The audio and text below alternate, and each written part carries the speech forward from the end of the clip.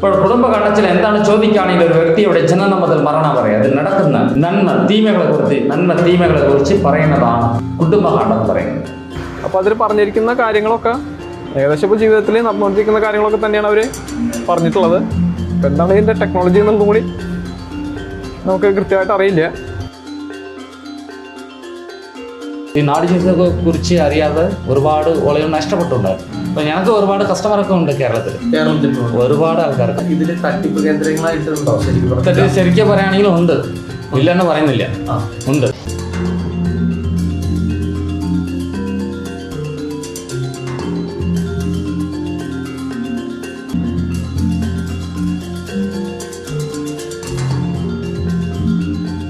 ഈ വൈദ്യീശ്വരൻ കോവിൽ എന്ന് പറയുന്ന സ്ഥലത്ത് 200ഓളം നാഡീജ്യോത്സ്യം നോക്കുന്ന സെൻറ്ററുകളുണ്ട്. അപ്പോൾ നമ്മളിവിടെ തീർച്ചയായിട്ടും വരുന്ന സമയത്ത് നമ്മൾ എന്തെങ്കിലും ഒന്ന് അന്വേഷിച്ച് അല്ലെങ്കിൽ വ്യക്തമായിട്ടുള്ള ഒരു പേരുമായിട്ട് തന്നെ വരണം. പേര് വരെ ഇവിടെ വളരെ സാമ്യം പോലെ തോന്നും. ഇപ്പം എന്താണെന്ന് വെച്ച് കഴിഞ്ഞാൽ ആസ്ട്രോളജർ ഗുരുജി എൽ രമേശ്, ശ്രീ അഗസ്ത്യ മഹാശിവ തുള്ളിയ നാഡി ആസ്ട്രോളജി സെൻറ്റർ. ഈ തുള്ളിയ നാടിക്ക് ഇടയിൽ വേറെ പേരുകളെല്ലാം കയറിയിട്ട് പല പേരുകളുണ്ട് തൊട്ടടുത്തടുത്ത് തന്നെ. അപ്പോൾ അതുകൊണ്ട് തന്നെ കൺഫ്യൂഷൻ ആവാതെ വ്യക്തമായിട്ട് പേര് നോക്കി നമ്മൾ എവിടെയാണ് പോകാൻ ഉദ്ദേശിക്കുന്നത് അവിടെ തന്നെ വന്നാലാണ് നമുക്ക് ഉദ്ദേശിക്കുന്ന കാര്യം നടക്കുകയുള്ളൂ. അപ്പോൾ അതൊന്നും ശ്രദ്ധിക്കണം. ഇനിയിപ്പോൾ നമുക്ക് എന്തായാലും ഒന്ന് അകത്തോട്ട് കയറാം. നമ്മൾ ഓൾറെഡി ഇവിടെ വിളിച്ച് പറഞ്ഞിട്ടുണ്ട്, നമുക്കൊന്ന് അകത്തോട്ട് കയറാം.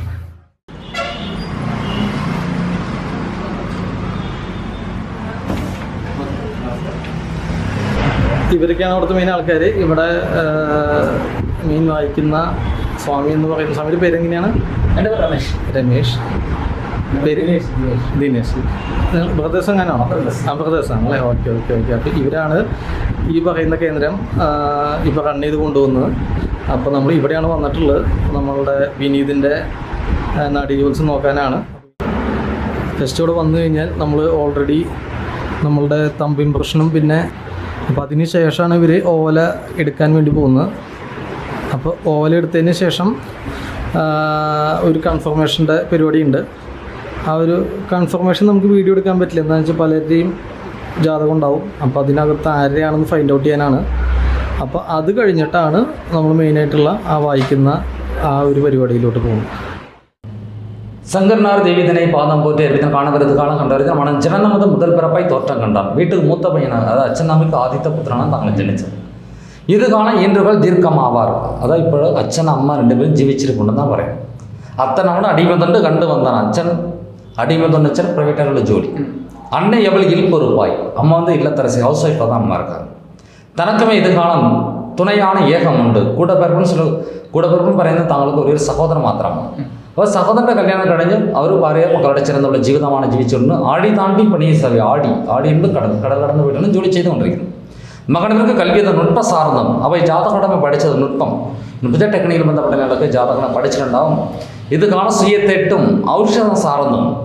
അപ്പോൾ ഈ കാലഘട്ടത്തിൽ ജാതകടം സ്വന്തം തൊഴിൽ ഔഷധം മെഡിസിന് ബന്ധപ്പെട്ട ലൈനാണ് ജോലി സമ്പാദ്യം. അത് മാത്രമല്ലാതെ മീഡിയ ബന്ധപ്പെട്ടതും 2-3 വിധമാണ് സമ്പാദ്യം വരുമാനമുള്ള ഒരാളായിരിക്കും. ഇത് കാണാൻ സുയലിൽ വസിത്തവരാണ്. ഇപ്പോൾ ഉള്ളത് സ്വന്തം വീട്ടിലാണ് ജാതകടമ ജീവിച്ചു കൊണ്ടിരിക്കുന്നത്. മകൻ പേരും വിനീത്തൻ അഴക്കളാകും. ഈ ജാതകടമയുടെ പേര് വിനീത് എന്നാണ് താങ്കളുടെ പേരെന്നാണ് പറയുന്നത്.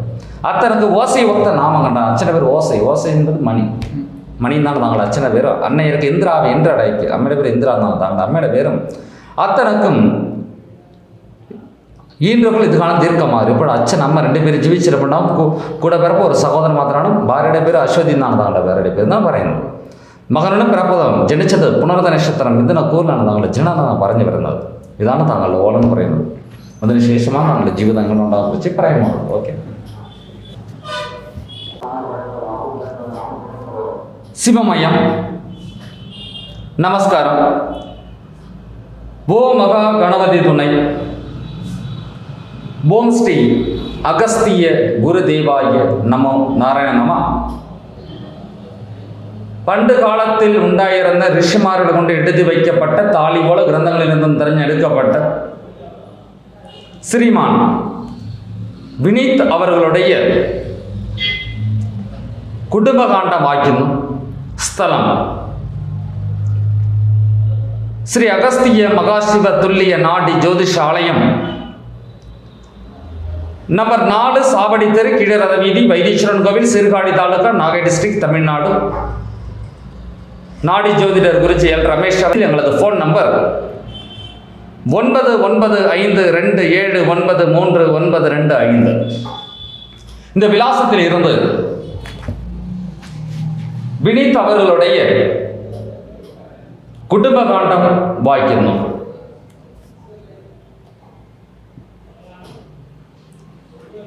ஆழிசூல் உலகுதனை காத்து நின்று ஆடினாய் தில்லதனின் தேவியோடு வாழ்விற்கும் தாழ்விற்கும் நடுவே நின்று வருபவருக்கு வினை தீர்க்கும் வேலோர் தேவா, தேவாவின் பொற்கமலம் பணிந்து போற்றி தெரிவிப்பேன் ஆண் ஒருவன் குடும்பம் தன்னை. இப்போ படிக்கப்பட்டது கடல் வணக்கங்கிறது. இதோடைய அர்த்தம் என்னன்னு கேட்டீங்கன்னாக்க, அகஸ்திய மகரிஷி இந்த ஜாதகருடைய ஜாதகடமையுடைய குடும்ப காண்டத்தை எடுத்து எழுதுன முன்பு தமிழ்நாட்டில் சிதம்பரத்தில் உள்ள சிவனையும் பார்வதியும் கேட்டு அகஸ்திய மகரிஷி பிரார்த்திக்கிறார். ஜாதகடம லோகத்தில் யாதொரு புத்திமுட்டும் இல்லாத நல்ல ரீதியில் ஜீவிக்க வேண்டி ஆதியம் அகஸ்திய மகரிஷி சிவனையும் பார்வதியும் பிரார்த்திச்சு கொண்டான தங்களுடைய കുടുംബ കാണ്ഡത്തെ എടുത്ത് അഗസ്ത്യ മഹർഷി എഴുതിയിരിക്കുകയാണ്.